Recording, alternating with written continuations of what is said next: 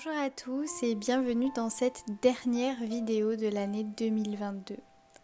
Pour aujourd'hui, je voulais te proposer un format un petit peu spécial, une vidéo avec un but très précis, celui de te laisser un message.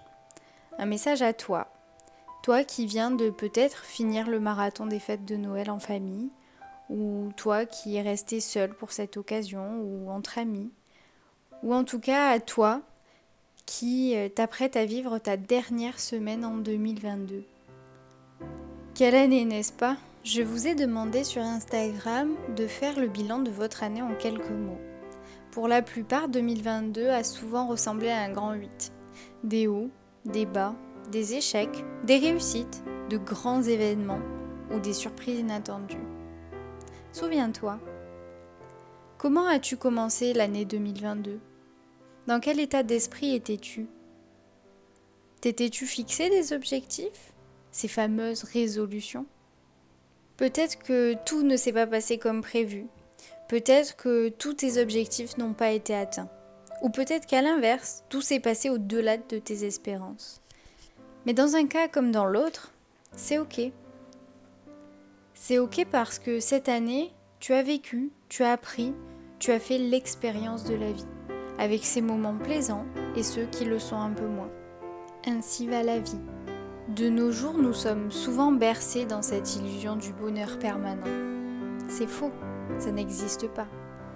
Certains disent qu'il faut avoir souffert pour pouvoir vivre pleinement la joie.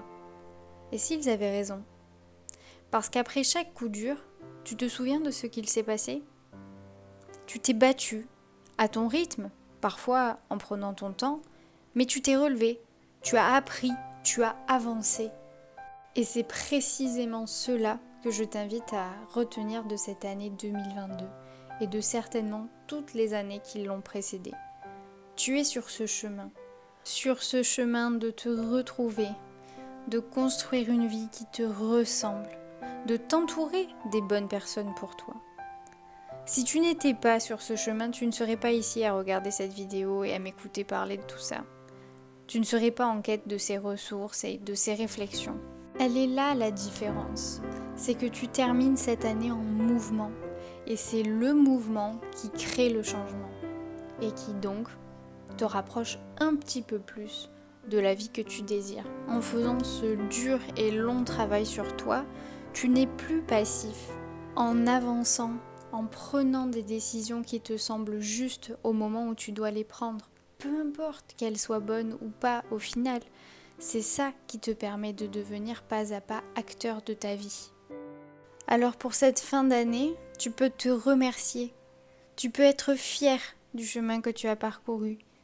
Tu as réussi à traverser cette année, quoi qu'il arrive, avec toutes les bonnes choses et les mauvaises choses qui se sont passées. Tu as fait preuve de force, de courage, de détermination. Et c'est ça qui t'a mené à cet instant où tu écoutes tout ça aujourd'hui. Pour ces derniers instants de 2022, je te propose de te joindre à moi pour répondre à cette ultime question. Pourquoi es-tu reconnaissant ou reconnaissante cette année 2022?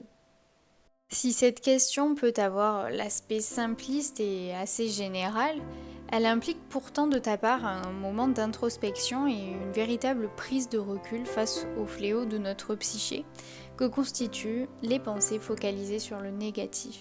Ces fameuses pensées limitantes qui nous poussent à uniquement voir les choses qui nous déplaisent ou qui nous procurent du déplaisir. Ce sont ces pensées qui nous focalisent sur nos échecs et qui minimisent nos réussites. Mais c'est ainsi, nous sommes comme cela et notre psyché en tant qu'humain est déterminée par de très très nombreux biais cognitifs.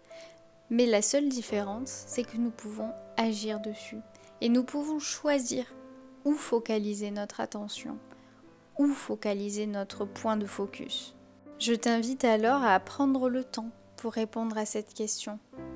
Peut-être sur les quelques jours qui restent avant le passage en 2023. Peut-être peux-tu inscrire ces mots sur une feuille, dans un joli petit carnet, pour faire trace de ce mouvement introspectif dans lequel tu te trouves en ce moment. Et c'est à partir de là à partir de tous ces efforts et de tout ce travail que tu auras fourni cette année, que tu vas pouvoir anticiper cette transition et créer peut-être ces changements que tu désires pour l'année 2023.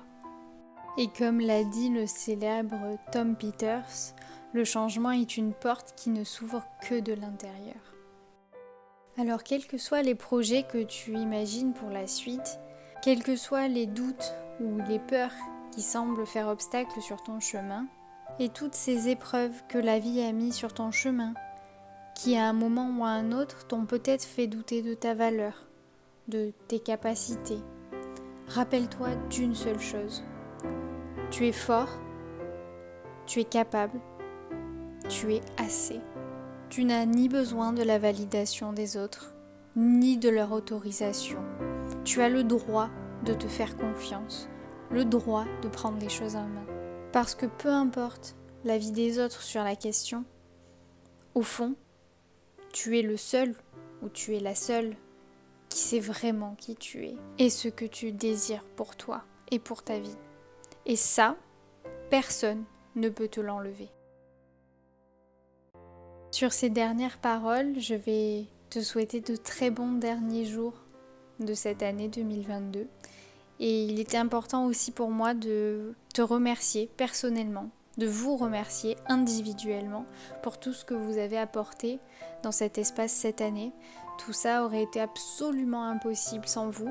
Alors tout simplement, merci. Merci du fond du cœur. J'espère que ces mots t'auront parlé, que peut-être ils auront résonné pour toi. Alors en attendant, je te souhaite une très belle fin de journée.